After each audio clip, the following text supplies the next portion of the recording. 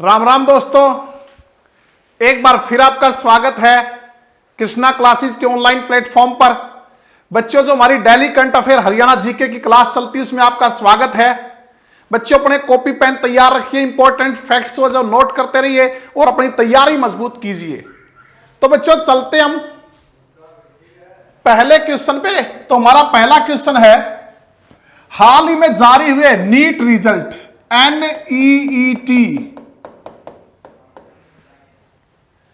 NEET जो medical colleges में entrance के लिए जो नीट जो परीक्षा ली जाती है उसका रिजल्ट जारी हुआ। बच्चों, उसमें हरियाणा के कितने विद्यार्थियों ने टॉप 10 में जगह बनाई है? ठीक है, हाल ही में जो नीट की परीक्षा हुई थी उसका रिजल्ट जारी हुआ। नीट जो मेडिकल कॉलेजेस में जो है एडमिशन के लिए जो एंट्रेंस टेस्ट होता है नीट, तो उसके रिजल्ट में कहता हरियाणा के कितने विद्यार्थियों ने टॉप 10 में जगह बनाई है। तो बच्चों पहले तो मैं आपको यह बता दूं कि पहली बार ऐसा हुआ है कि 100% मार्क्स जो विद्यार्थियों ने प्राप्त किए, इसमें दो विद्यार्थियों ने 720 में से 720 जो मार्क्स हैं, 720 में से 720 मार्क्स मतलब 100% मार्क्स जो प्राप्त करके इतिहास रचा अब की बार नीट के रिजल्ट में। ये दो विद्यार्थी जो है कौन कौन थे? एक शोएब आफ्ताब ओडिशा से शोएब आफ्ताब, और दूसरा अगर हम बात करें दिल्ली से आकांक्षा और ओडिशा से शोएब आफ्ताब। इन्होंने 720 में से 720। बच्चों, इन बच्चों से प्रेरणा लीजिए, आपको भी ऐसे ही रिजल्ट की दरकार है तो मेहनत करते रहिए। तो ओडिशा के शोएब आफ्ताब और आकांक्षा जो दिल्ली की, उन्होंने 720 में से 720 100% मार्क्स प्राप्त किए, इतिहास रच डाला है बच्चों। ठीक है, और इसमें टॉपर जो घोषित किया गया शोएब आफ्ताब को उम्र के हिसाब से, क्योंकि एनईटी गाइडलाइन है बच्चों, जब दो बच्चों के समान मार्क्स आते हैं, 720 उसके 720 उसके हैं, तो किसी एक को टॉपर कैसे करें? फिर उनके डिफरेंट सब्जेक्ट्स में मार्क्स देखे जाते हैं, अगर वो भी सेम होते हैं बच्चों, डिफरेंट सब्जेक्ट्स में उनके मार्क्स देखे जाते हैं, अगर वो भी सेम होते हैं तो उसके बाद जो है कितने गलत आंसर है उसके हिसाब से उनको टॉपर घोषित किया जाता है। अगर वो भी सेम है तो फिर जो आयु में बड़ा है उसको टॉपर जो घोषित किया जाता है। तो यहां पे शोएब आफ्ताब आयु में उम्र में बड़े होने के कारण जो है वो टॉपर घोषित किए गए हैं। तो इसमें हरियाणा के कितने विद्यार्थियों ने टॉप 10 में जगह बनाई? तो हरियाणा के दो विद्यार्थी बच्चों जिन्होंने टॉप 10 में जगह बनाई। उनमें से एक तो है अमरीशा खेतान। कौन है? अमरीशा खेतान जो है 5वें स्थान पे रही हैं। अमरीशा खेतान, आपको यहां यह भी बता दूं बच्चों, टॉप 5 में से 3 लड़कियां रही हैं। और दूसरे सात्विक गोदारा 7वें स्थान पे, सात्विक गोदारा कौन से स्थान? 7वां। और अमरीशा खेतान कौन सा स्थान? 5वां। तो टॉप 10 में हरियाणा के कितने स्टूडेंट आए हैं? 2 स्टूडेंट आए हैं। इसके अलावा बच्चों एक बच्चे का मैं जिक्र करूंगा, गुरकिरत सिंह। जो गुरकिरत सिंह है, इसने ट्राई सिटी में पहला स्थान प्राप्त किया है। ट्राई सिटी हम कई बार पढ़ चुके हैं बच्चों। ट्राई सिटी चंडीगढ़, मोहाली और पंचकुला को ट्राई सिटी कहते हैं, क्योंकि चंडीगढ़, मोहाली और पंचकुला एक दूसरे से सटे हुए हैं। चंडीगढ़ को 3 ओर से मोहाली ने घेर रखा है, 1 ओर से पंचकुला ने, तो तीनों को ट्राई सिटी कहते हैं। तो गुरकिरत सिंह जो है वो ट्राई सिटी में पहले स्थान पे रहे हैं। ओवरऑल इंडिया में अगर हम इनकी बात करें तो इनका 15वां रैंक रहा है। ओवरऑल इंडिया में 15वां रैंक, 710 अंक इन्होंने प्राप्त किए। कितने? 710 अंक प्राप्त करके 15वें स्थान पे रहे हैं बच्चों। ठीक है, तो आगे चलते हैं। ये आपको सारा पीडीएफ में मिल जाएगा बच्चों। ठीक है, ये है अमरीशा खेतान 715 अंक 5वें स्थान पे, सात्विक गोदारा 711 अंक जो हैं। ठीक है, इसके बाद सेकंड हमारा क्वेश्चन है, हरियाणा में अब स्टेट वाटर अथॉरिटी बनाई जाएगी। बच्चों, स्टेट वाटर अथॉरिटी हरियाणा में बनाई जाएगी। पहले जो है यहां पे जो सेंट्रल वाटर अथॉरिटी थी उसी के नियम लागू होते थे। सेंट्रल वाटर अथॉरिटी के जो हैं वो नियम लागू होते थे। अब स्टेट ने अपनी खुद की स्टेट वाटर अथॉरिटी जो बनाई जाएगी। ऐसा करने वाला हरियाणा देश का कौन सा राज्य बन गया है? ऐसा करने वाला हरियाणा देश का कौन सा राज्य बन गया है तो ये बच्चों बन गया 9वां राज्य। हरियाणा से पहले 8 स्टेट और ऐसे हैं, 8 स्टेट और ने और अपनी स्टेट वाटर अथॉरिटी बनाई हुई है। तो हरियाणा ये करने वाला कौन सा राज्य बन गया? देश का 9वां राज्य बन गया बच्चों। ठीक है, तो ये हमारे माननीय मुख्यमंत्री ने इसकी घोषणा की कि अब हमारे देश, हमारे प्रदेश की स्टेट वाटर अथॉरिटी जो है वो बनाई जाएगी। इसके अलावा और क्या घोषणाएं की हमारे माननीय मुख्यमंत्री ने? उद्योगों में 25% रोजगार स्थानीय युवाओं को देने के लिए। बच्चे हम कई बार पढ़ते आए हैं कि हरियाणा सरकार कोशिश कर रही है, हरियाणा में जो उद्योग लगे हुए हैं उनमें से 25% जो सीटें हैं उद्योगों की, जो नौकरियां हैं वो हरियाणा के युवाओं के लिए आरक्षित हों। तो उसी में फिर बयान दिया है कि उद्योगों में 75% रोजगार स्थानीय युवाओं को देने के लिए सदन की अगली बैठक में Haryana state employment to local candidates act 2020 विधेयक लाया जाएगा। जो नेक्स्ट बैठक होगी बच्चों सदन की, उसमें हरियाणा स्टेट एम्प्लॉयमेंट किसके लिए? टू लोकल कैंडिडेट्स एक्ट 2020 विधेयक जो है वो लाया जाएगा, ताकि स्थानीय युवाओं को 75% रोजगार जो है वो यहां के उद्योगों में मिल जाए। इसके अलावा सीटीयू की बसों को पंचकुला में जाने के लिए कोई टैक्स नहीं देना पड़ेगा। सीटीयू आप जानते हैं बच्चों, Chandigarh transport undertaking. CTU Chandigarh transport undertaking की बसें पंचकुला में जाएंगे तो कोई टैक्स नहीं देना पड़ेगा। इसके अलावा शिक्षक ट्रांसफर पॉलिसी में बदलाव किया गया है। टीचर जो ट्रांसफर पॉलिसी उसमें क्या है? अविवाहित और विधवा शिक्षकों को प्राथमिकता दी जाएगी। इसके अलावा लघु सूक्ष्म लघु और मध्यम श्रेणी के उद्योगों को और मजबूत बनाने के लिए 3 हिस्सों में उनको बांटा गया। उनके लिए निदेशालय जो है वो स्थापित किया जाएगा। नेक्स्ट क्वेश्चन है, बड़ा इंपॉर्टेंट क्वेश्चन है बच्चों, बहुत बार एग्जाम में पूछा जाता है। कहता म्हारा गांव जगमग गांव योजना के तहत प्रदेश के कितने गांव में 24 घंटे बिजली दी जा रही है? ठीक है, तो सबसे पहले तो आप कमेंट करके ये बताइए कि म्हारा गांव जगमग गांव जो है ये योजना कब शुरू हुई, ये योजना कब शुरू की गई, और दूसरा कौन सा विभाग की ये योजना बच्चों, किस विभाग की योजना है और योजना कब शुरू की गई? म्हारा गांव जगमग गांव। ठीक है, इसके तहत प्रदेश के कितने गांव को 24 घंटे बिजली की सप्लाई जो की जाती है? तो तब तक हम कुछ चीजें जो है इसके बारे में पढ़ लेते हैं। सबसे पहले अगर हम बात करें बच्चों तो मैं इसके बारे में बताई तो म्हारा गांव जगमग गांव जो है वो 1 जुलाई 2015 को यह योजना शुरू हुई थी। 1 जुलाई 2015 को यह क्वेश्चन HSSC ने कई बार पूछा है बच्चों, हरियाणा SSC ने कई बार पूछा कि म्हारा गांव जगमग गांव योजना की शुरुआत कब हुई थी? 1 जुलाई 2015। इसके अंतर्गत गांव में जो है 24 घंटे बिजली की आपूर्ति की जाती है। तो पूछता प्रदेश में फिलहाल कितने गांव हैं जिनमें 24 घंटे बिजली की सप्लाई होती है? ठीक है, दूसरा ये किस विभाग की योजना है? यह विद्युत प्रसारण विभाग की योजना है। विद्युत प्रसारण जो विभाग है उसकी योजना है बच्चों। ठीक है, तो हम बात कर रहे थे कि कितने गांव जो है उनमें 24 घंटे बिजली दी जा रही है। तो ये दी जा रही है 4525 गांव में, 4525 गांव में बच्चों। 6212 अगर हम बात करें तो हमारे हरियाणा में ग्राम पंचायतें हैं। ग्राम पंचायतें हरियाणा में कितनी हैं? 6212। ठीक है, इसके अलावा 6841 की बात करें तो हरियाणा में गांवों की संख्या कितनी है? 6841 गांव बच्चों। 2011 की जनगणना के अनुसार हरियाणा में गांवों की संख्या, यह भी क्वेश्चन HSSC पूछ चुकी है, कितनी? 6841। हरियाणा में ग्राम पंचायतें कितनी है? यह भी HSSC क्वेश्चन पूछ चुकी है, 6212। एक बार तो यह आता ऑप्शन में कि कितनी जो पंचायतें हैं, तो उसमें कुछ इस तरह आंसर दिया होता 6000 से अधिक। ठीक है, तो कितने गांव जिसमें 24 घंटे बिजली की आपूर्ति हो रही है? तो 4525 गांव में 24 घंटे बिजली जो है वो सप्लाई दी जा रही है बच्चों। तो मैं आपसे कुछ क्वेश्चन पूछना चाहता हूं। पहला क्वेश्चन बताइए, हरियाणा इलेक्ट्रिसिटी बोर्ड की स्थापना कब की गई? हरियाणा इलेक्ट्रिसिटी बोर्ड,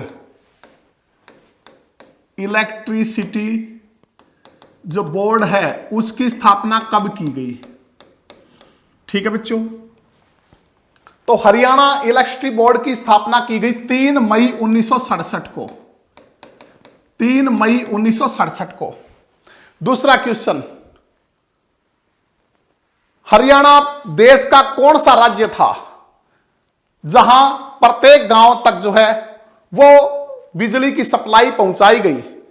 तो ये हरियाणा देश का पहला राज्य बना था जहां प्रत्येक गांव तक जो है वो बिजली की सप्लाई जो पहुंचाई गई थी।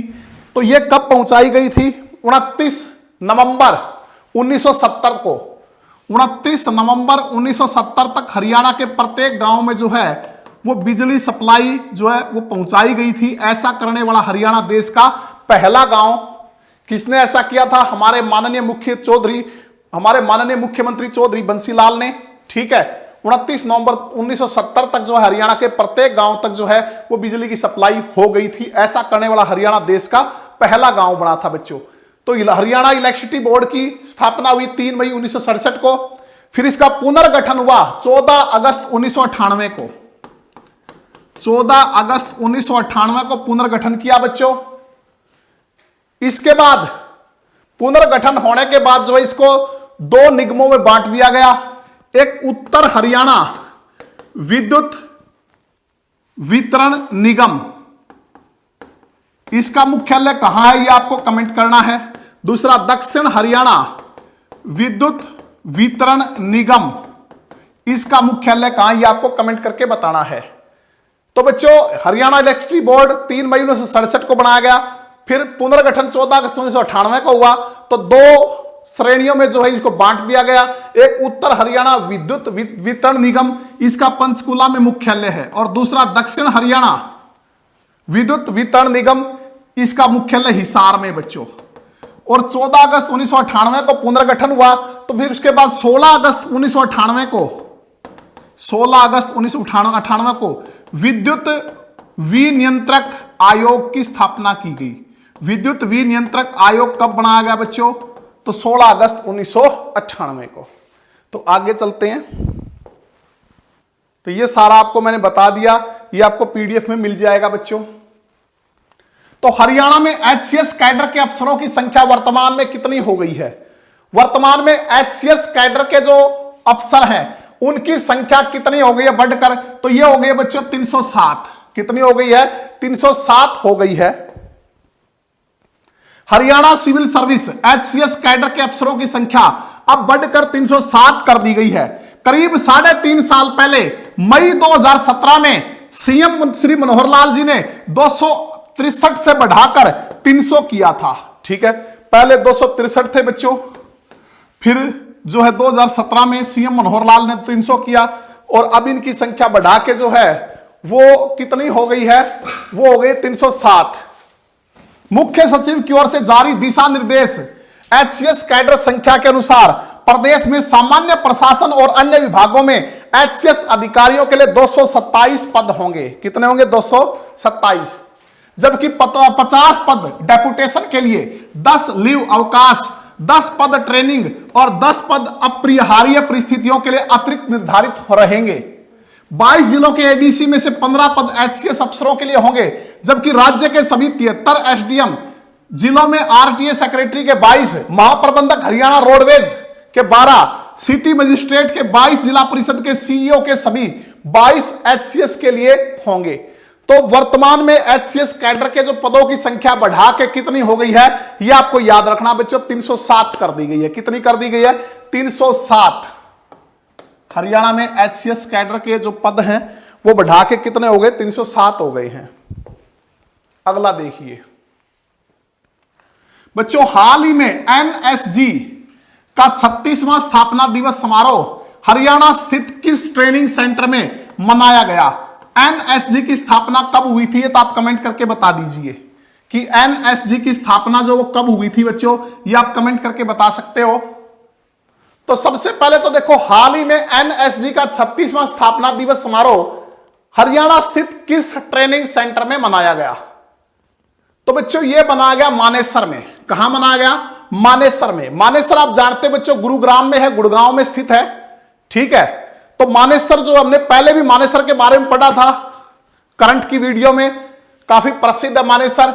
एक तो मानेसर में IMT इंडस्ट्रियल मॉडल टाउनशिप जो है वो विकसित की गई है। इसके अलावा SEZ special economic zone Manesar में।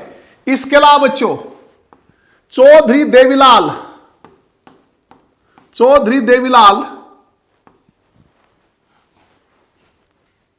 मॉडल औद्योगिक नगरी, चौधरी देवीलाल जो औद्योगिक नगरी की अगर हम बात करें वो भी कहां स्थित है, मानेसर में। इसके अलावा नेशनल ब्रेन रिसर्च सेंटर, हमने पहले भी पढ़ा था बच्चों, नेशनल ब्रेन रिसर्च सेंटर कहां है, तो नेशनल ब्रेन रिसर्च सेंटर जो है ये मानेसर में बच्चों 2003 में 16 दिसंबर 2003 को इसकी स्थापना की गई थी। ठीक है, न्यूरो साइंस को समर्पित है ये। किसको समर्पित है? न्यूरो साइंस को। नेशनल ब्रेन रिसर्च सेंटर जो है वो मानेसर में है, 2003 में इसकी स्थापना की गई थी। एक डीम्ड यूनिवर्सिटी है, न्यूरो साइंस को समर्पित है। इसके अलावा अभी हाल ही के दिनों में हमने करंट में पढ़ा था कि जो फ्लिपकार्ट है, ऑनलाइन जो कंपनी है फ्लिपकार्ट, उसने अपना सबसे बड़ा, अगर हम बात करें सबसे बड़ा जो सप्लाई सेंटर है वो कहां खोला है, वो मानेसर में खोलने जा रही है। सबसे बड़ा यहां से पूरे एशिया में सप्लाई होगी बच्चों। ये क्वेश्चन बड़ा इंपॉर्टेंट आपके लिए, और हमने पहले पिछली वीडियोस में भी पढ़ा था कि जो फ्लिपकार्ट कंपनी है जो ऑनलाइन जो है वो प्रोडक्ट जो उपलब्ध करवाती है, वो फिलहाल जो कहां सबसे बड़ा सप्लाई सेंटर खोलने जा रही है, तो मानेसर में। और ये एशिया में, सारे पूरे एशिया में जो यहां से सप्लाई होगी। तो बच्चों हम बात कर रहे थे NSG का 36वां स्थापना दिवस कब मनाया गया था, तो यह मनाया गया था 15 अक्टूबर को। कब मनाया गया था? 15 अक्टूबर को मनाया गया बच्चों। कहां मनाया गया? मानेसर में। और इस मौके पर NSG के 19 वीर शहीदों को समर्पित शौर्य नामक पुस्तक का विमोचन भी किया गया। NSG के 19 वीर शहीदों को समर्पित कौन सी पुस्तक? शौर्य, इसका विमोचन किया गया। साथ ही NSG के कई जवानों को पुलिस पदक व अन्य पुरस्कार से सम्मानित किया गया। तो बच्चों इसके मुख्य अतिथि समारोह के रहे केंद्रीय गृह राज्य मंत्री जी किशन रेड्डी। केंद्रीय गृह राज्य मंत्री जी किशन रेड्डी। NSG की स्थापना कब हुई थी, तो इसकी घोषणा कर दी गई थी 15 अक्टूबर 1984 को। तो इसी दिन ये स्थापना दिवस मनाते हैं, लेकिन एक्चुअल में स्थापित हुई थी 22 सितंबर 1986 को। इसको स्थापित करने की जो घोषणा हुई थी, जो अवधारणा आई थी बच्चों 15 अक्टूबर 1984 को, लेकिन जो पूरी तरह स्थापित हुई थी तो वो हुई थी 22 सितंबर 1986 को। तो इसी दिन 15 अक्टूबर को जो है ये क्या मनाते हैं? स्थापना दिवस। कौन सा था? 36वां स्थापना दिवस। कहां मनाया गया? मानेसर में। अगला है बच्चों, हरियाणा में किन इकाइयों को मजबूती देने के लिए राज्य सरकार ने इसके निदेशालय के गठन को मंजूरी दी है? बच्चों अभी पढ़ा था, अगर आपको याद हो तो, अभी जस्ट इसी वीडियो में, कि मुख्यमंत्री मनोहर लाल ने घोषणा की है। 2-3 घोषणाएं मैंने बताई थी, तो उनके साथ इसका भी जिक्र किया था। तो आपको कमेंट करके बताना चाहिए हरियाणा में किन इकाइयों को मजबूती देने के लिए राज्य सरकार ने इसके निदेशालय के गठन को मंजूरी दी है। लघु इकाइयां बिल्कुल ठीक है, कुटीर इकाइयां बिल्कुल ठीक है, मध्यम उपक्रम यह भी बिल्कुल ठीक है। तो बच्चों हमारा आंसर होगा MSME।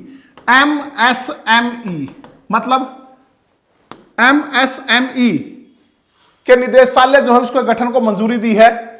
M मतलब माइक्रो, S मतलब स्मॉल, M मतलब मीडियम, और E एंटरप्राइजेज जो है। ठीक है, तो बच्चों माइक्रो यानी कि सूक्ष्म, और स्मॉल यानी कि छोटे, और M यानी कि मीडियम, E मतलब एंटरप्राइजेज। तो हरियाणा में MSME की इकाइयों को मजबूती देने के लिए राज्य सरकार ने इसके निदेशालय के गठन की मंजूरी दे दी है बच्चों। उसमें हमारे कुटीर उद्योग होंगे, उसमें हमारे लघु उद्योग होंगे, और मध्यम उद्योग जो उसके अंदर शामिल किए जाएंगे। मुख्यमंत्री मनोहर लाल की अध्यक्षता में मंत्रिमंडल की बैठक में सूक्ष्म, लघु एवं मध्यम उद्यम के विकास एवं गठन के लिए नए MSME निदेशालय, MSME मतलब MSME का मतलब है बच्चों माइक्रो स्मॉल मीडियम एंटरप्राइजेज बढ़ाने की स्वीकृति जो प्रदान की गई है। बैठक में उद्योग एवं वाणिज्य विभाग के कार्य को MSME निदेशालय, उद्योग वाणिज्य निदेशालय और आपूर्ति एवं निपटान निदेशालय के बीच वितरित करने के लिए ज्ञापन की भी स्वीकृति जो है वो दी गई है, करने की ज्ञापन की जो वो स्वीकृति दी गई बच्चों। ठीक है, तो ये सारा आप जो है इसके बारे में PDF में आप पढ़ लेना।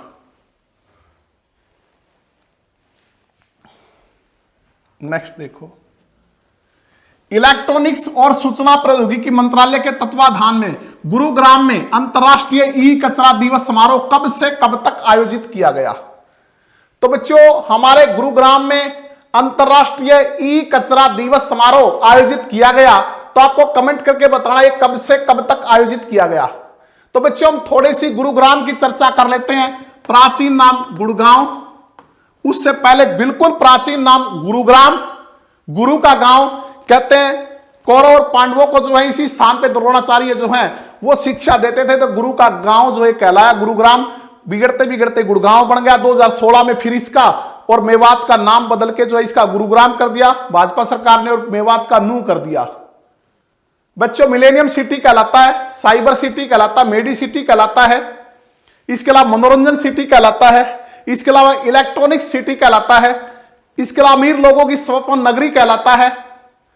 तो ये इसके कुछ उपनाम हैं। इसके अलावा अगर हम बात करें गुरुग्राम की, हरियाणा की जो है वित्तीय राजधानी या आर्थिक राजधानी, वित्तीय राजधानी कौन कहलाता है? गुरुग्राम। कोल सेंटर कैपिटल भी इसको कहा जाता है, कोल सेंटर कैपिटल जो है वो भी क्या है? गुरुग्राम है बच्चों।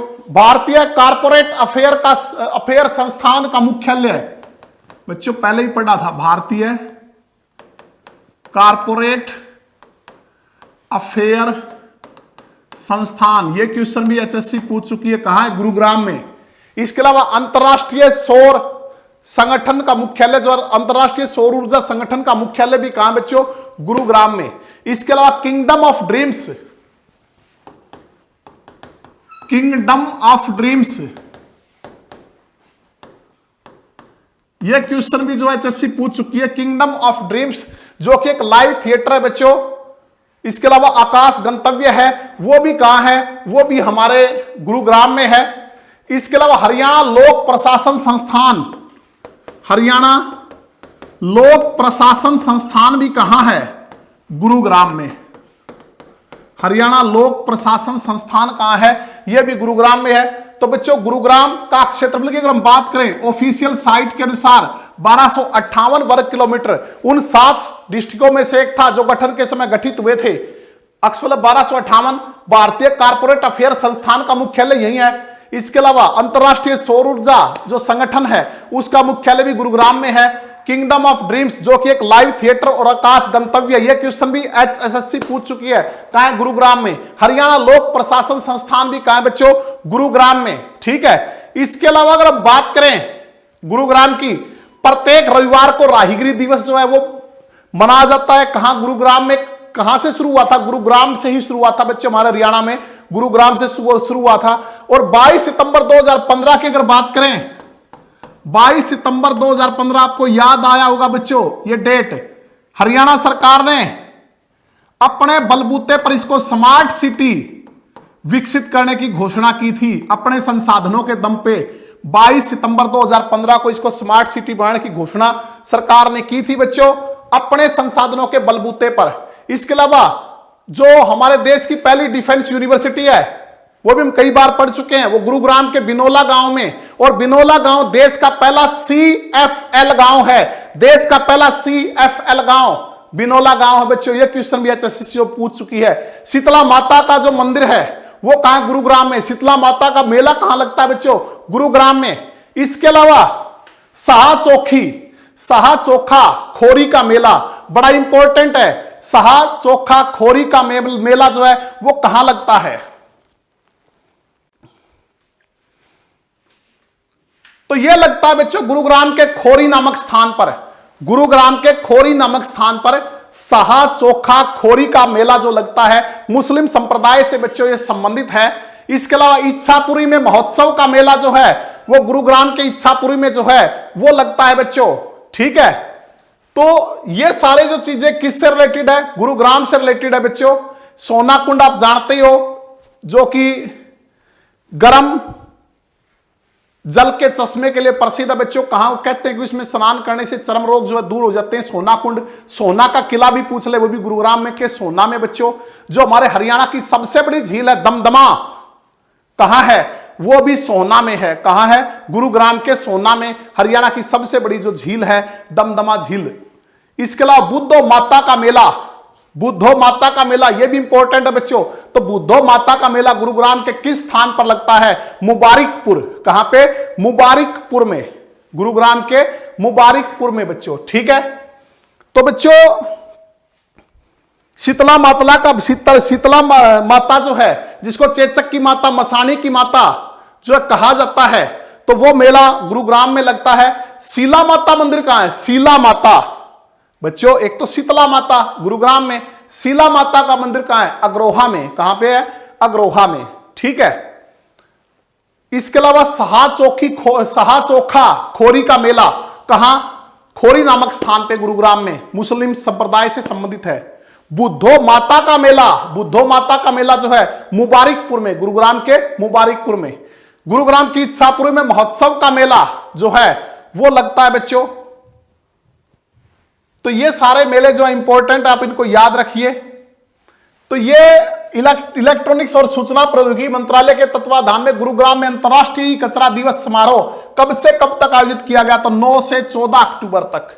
कब, 9 से 14 अक्टूबर तक। ई कचरा जो आपके इलेक्ट्रॉनिक्स प्रोडक्ट हैं बच्चों, जैसे मोबाइल आदि, उनसे रिलेटेड जो कचरा है उनके लिए जागरूक करने के लिए जो है यह समारोह आयोजित किया गया था। तीसरा अंतर्राष्ट्रीय समारोह था बच्चों ये। ई कचरा निपटान के बारे में जागरूकता फैलाने के लिए तीसरा अंतर्राष्ट्रीय ई कचरा दिवस जो है वो समारोह जो मनाया गया बच्चों। ठीक है, तो इसमें क्या कहता है, इलेक्ट्रॉनिक्स और सूचना प्रौद्योगिकी के निदेशक व वैज्ञानिक डॉक्टर संदीप चटर्जी ने ई कचरे में मौजूद विषाक्त धातुओं के खतरों पर जोर देते हुए कहा, अंतर्राष्ट्रीय ई कचरा दिवस पर हमें जिम्मेदार नागरिकों के रूप में ई कचरे के गैर जिम्मेदार निपटान के खतरों के बारे में शिक्षित होने का संकल्प लेना चाहिए। इलेक्ट्रॉनिक्स गैजेट्स में सोना, चांदी, तांबा, पैलेडियम आदि जैसे धातु के साथ साथ सीसा, पारा, कैडमियम, क्रोमियम और ब्रोमिनेटेड प्लास्टिक्स होते हैं जो बेहद ही विषैले होते हैं। ठीक है, तो इसके प्रति जागरूकता फैलाने के लिए जो है ये समारोह आयोजित किया गया 9 से 14 अक्टूबर तक जो है गुरुग्राम में बच्चों। ये तीसरा अंतर्राष्ट्रीय समारोह था। तो ये जो आपको सारा पीडीएफ में मिल जाएगा बच्चों। पीडीएफ के लिए जो है आप हमारे टेलीग्राम चैनल को जो है वो ज्वाइन कर सकते हो। केसी पब्लिकेशन या कृष्णिया क्लासेस जो है वो टेलीग्राम चैनल है बच्चों, इनको आप ज्वाइन कर लीजिए। तो अगला हमारा क्वेश्चन है बच्चों, किस जजपा विधायक ने हाल ही में मिले चेयरमैन पद को अस्वीकार कर दिया है? तो बच्चों आप सभी जानते हो अभी बड़ौदा उपचुनाव से पहले जो बच्चों वो गठबंधन सरकार आप जानते हो जजपा और भाजपा की जो है मिलीजुली सरकार है। तो उन्होंने कुछ चेयरमैन जो नियुक्त किए हैं, 8 जो हैं इनमें भाजपा के चेयरमैन हैं, 5 जजपा के 13 और एक जो निर्दलीय 14 चेयरमैन बनाए हैं और एक जो वाइस चेयरमैन बनाया गया है। एक क्या है, वाइस चेयरमैन जो है वो बनाया गया बच्चों। 14 चेयरमैन और एक वाइस चेयरमैन की नियुक्ति की गई है। तो इसमें जो भाजपा के 5 थे जो चेयरमैन बनाए गए थे, कहता उसमें से किस विधायक ने मिले चेयरमैन पद को अस्वीकार कर दिया है? तो बच्चों अगर हम बात करें जोगीराम सिहाग, आप जानते हो बरवाड़ा विधानसभा क्षेत्र से विधायक हैं जेजेपी के बारे में आप जानते हो बच्चों, जननायक जनता पार्टी जजपा भी कह देते हैं। ठीक है, 9 दिसंबर 2018 को इसका गठन हुआ है। कब गठन हुआ? 9 दिसंबर 2018 को। चुनाव चिन्ह जो इसका चाबी है बच्चों, तो इसके जो प्रमुख हैं डॉक्टर अजय सिंह चौटाला और उनके सुपुत्र जो हैं श्री दुष्यंत चौटाला, जो वर्तमान में हमारे उप मुख्यमंत्री हैं, जो हरियाणा के सबसे युवा उप मुख्यमंत्री हैं और प्रदेश के छठे उप मुख्यमंत्री बने हैं। तो जोगीराम सियाग जो बरवाड़ा विधानसभा क्षेत्र से विधायक हैं 14वीं विधानसभा में जेजेपी से। रामकरण काला जो हैं ये शाहबाद से बच्चों विधायक हैं जेजेपी के, शाहबाद से, कुरुक्षेत्र से। रामनिवास सुरजाखेड़ा जो है ये नरवाना से विधायक हैं। और रणधीर सिंह है बच्चों ये विधायक नहीं है, इनके पिता विधायक हैं। जो हम बात करें ईश्वर सिंह, श्री ईश्वर सिंह जो हैं वो चर्चाओं में रहे बच्चों गुल्ला चिक्का से। कहां से विधायक हैं? गुल्ला चिक्का से विधायक हैं। उनके सुपुत्र रणधीर सिंह को जो है वो चेयरमैन बनाया गया है, क्योंकि ईश्वर सिंह जो हैं वो विधायक दल के उपनेता हैं। विधायक दल के क्या हैं? उपनेता हैं बच्चों, ठीक है। तो जजपा विधायक ने हाल ही में मिले चेयरमैन पद को अस्वीकार कर दिया। तो ये किया जोगीराम सिहाग ने बच्चों। जोगीराम सिहाग जो हैं वो जो अभी नए कृषि अध्यादेश जारी हुए हैं तो उनमें किसानों के साथ बड़े मजबूती से जो है वो खड़े हैं, और उसी के विरोध में कि सरकार जो इन अध्यादेशों को लागू ना करे, इन्हें वापस ले ले, उसी के एवज में इन्होंने क्या किया है? जोगीराम सियाग ने जो है ये पद अस्वीकार कर दिया है। पद कौन सा दिया गया था इनको? किसका चेयरमैन बनाया गया था बच्चों? कमेंट करके बताओ किसके चेयरमैन ये बनाए गए थे। तो ये हरियाणा हाउसिंग बोर्ड के चेयरमैन बनाए गए थे, हरियाणा हाउसिंग बोर्ड के।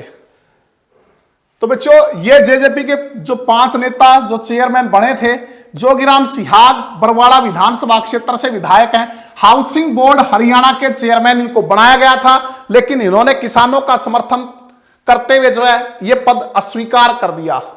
ये नाराजगी भी जाहिर कर चुके थे, कृषि बिलों को लेकर किसान के प्रदर्शन में भी समर्थन देने गए थे, और किसानों के समर्थन में इन्होंने ये पद जो है वो अस्वीकार कर दिया बच्चों, ठीक है। जोगीराम सिहाग बरवाड़ा से विधायक हैं। रामकरण काला शाहबाद से विधायक हैं। तो ये किसके चेयरमैन बनाए गए? शुगर फेड के। किसके? शुगर फेड के। ये पार्टी के विश्वसनीय नेताओं में से एक हैं बच्चों। कल भी हमने इनके बारे में पढ़ा था, एक बार फिर रिपीट कर रहे हैं क्योंकि आगामी परीक्षाओं के लिए इंपॉर्टेंट है बच्चों, तो बार बार इनको पढ़िए। इसके अलावा रामनिवास सुरजाखेड़ा कहां से?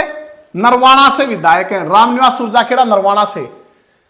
किसका चेयरमैन बनाया गया? खादी ग्रामोद्योग का। खादी ग्राम उद्योग का जो है इनको चेयरमैन बनाया गया। नरवाना से विधायक है बच्चों।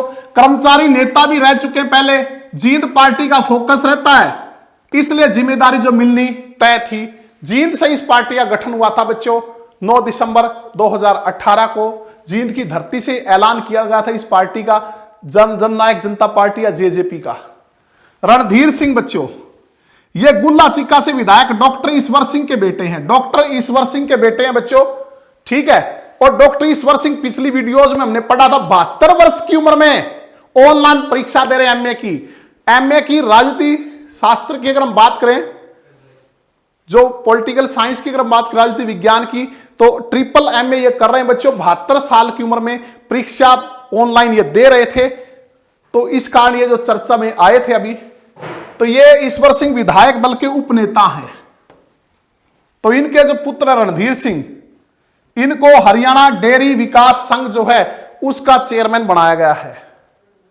इसके अलावा पवन खरखोदा, ये पवन खरखोदा अनुसूचित जाति वित्त विकास निगम के चेयरमैन बनाए गए हैं। 2019 में जेजेपी टिकट पर खरखोदा से चुनाव लड़े थे, लेकिन हार गए थे और पार्टी के विश्वसनीय नेता हैं।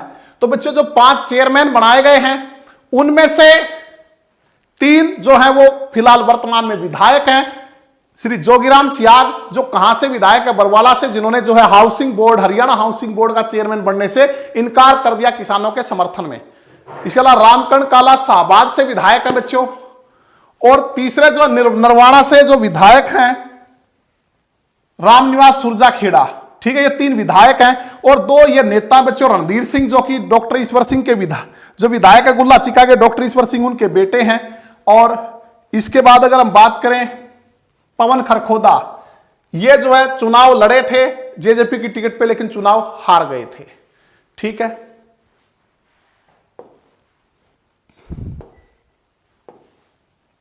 तो बच्चों ये थी आज की हमारी क्लास। उम्मीद करते हैं आपको पसंद आई होगी। इसे ज्यादा ज्यादा लाइक कीजिए, शेयर कीजिए, कमेंट कीजिए और हमें सपोर्ट कीजिए। बच्चों एचएससी फिर कह रहा हूं मैं आपको, कभी भी धमाका कर सकती है। अपनी तैयारी जो है युद्ध स्तर पे जारी रखिए, बार बार पढ़िए, लगातार पढ़ते रहिए। और अगर आप अब तो जो है ऑफलाइन जो कोचिंग्स है वो भी स्टार्ट हो जाएंगी, ऑफलाइन कोचिंग की भी परमिशन मिल गई है। लेकिन फिर भी जो बच्चा जो कोरोना के कारण नहीं आ सकता, वो घर बैठकर ऑनलाइन प्लेटफॉर्म के माध्यम से अपनी तैयारी कर सकता है। बच्चों उसके लिए हमने ऑनलाइन क्लासेस भी जो है शुरू की है, केसी ऑनलाइन क्लासेस के नाम से। ये जो है ऐप है, इसको आप प्ले स्टोर से डाउनलोड कर सकते हो।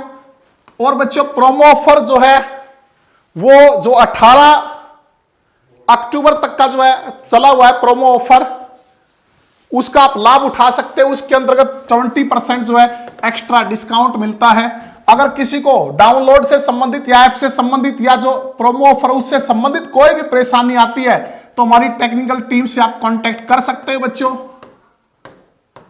9416960333 पे। तो बच्चों मिलते हैं नेक्स्ट क्लास में, तब तक आप पढ़ते रहिए। धन्यवाद।